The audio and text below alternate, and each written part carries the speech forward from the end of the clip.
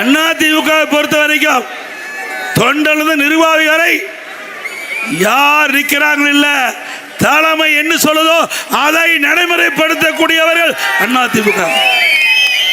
எப்படி ராணுவத்தில் கேப்டன் உத்தரவு போட்டா நம்முடைய சோல்ஜர்கள் அவருடைய சோல்ஜர்கள் எப்படி பணியாற்றார்கள், அதுபோல ராணுவ கட்டுப்பாட்டில் இருக்கின்ற இயக்கம் அதிமுக இயக்கம். அதனாலதான் நம்ம கட்சி ஒன்றும் பண்ண முடியல. எவ்வளவு முயற்சி செஞ்சாங்க. நான் ஒரு விவசாய குடும்பத்தில் பிறந்து உங்களோட வாழ்ந்து ஒரு பொறுப்புக்கு வருகின்ற பொழுது எவ்வளவு பிரச்சனை உண்டாக்குனாங்க இந்த ஸ்டாலின் அவர்கள். சட்டமன்றத்தில் ஏன்னா முதலமைச்சர் சட்டமன்றத்தில் பெரும்பான்மை நிரூபிக்க வேணும். அந்த காலகட்டத்தில் திரு ஸ்டாலினும் அவர் சார்ந்த முன்னாள் அமைச்சர்கள் எம்எல்ஏக்கள் பண்டின அட்டுழியும் கொஞ்சம் நஞ்சம் இல்லை, எல்லாமே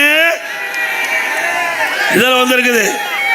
தொலைக்காட்சியில் வந்த செய்தி நீங்க எல்லாம் பார்த்துருப்பீங்க.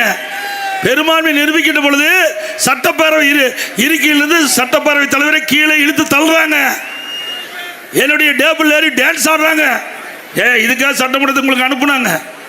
வெக்கமா இல்ல?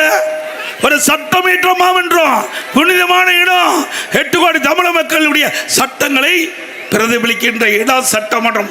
அப்படிப்பட்ட இடத்துல கேவலமாக நடந்து கொண்ட கட்சி எம்எல்ஏக்கள் இன்றைய முதலமைச்சர் ஸ்டாலினும் அவரோடு இருந்த முன்னாள் அமைச்சர்கள் முன்னாள் சட்டமன்றம் எவ்வளவு கீழ்த்தரமாக நடந்தாங்க. பிறகு நாம பெரும்பான்மை நிரூபிச்சிட்டோம். பொறுக்க முடியாத ஸ்டாலின் தம்பி இதை கொட்டிக்கல. ஸ்டாலின் அவர்கள் சட்டை கிழிச்சுட்டா வீதியில் போயிட்டு இருக்கார். சட்டை கிழிச்சுக்கிட்டு பெரும்பான்மையை நிரூபிக்கின்ற பொழுது உங்களால் தாங்க முடியல.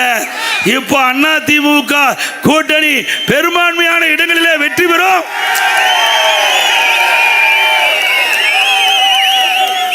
அதிமுக தனி பெரும்பான்மையோட ஆட்சி அமைக்கும்.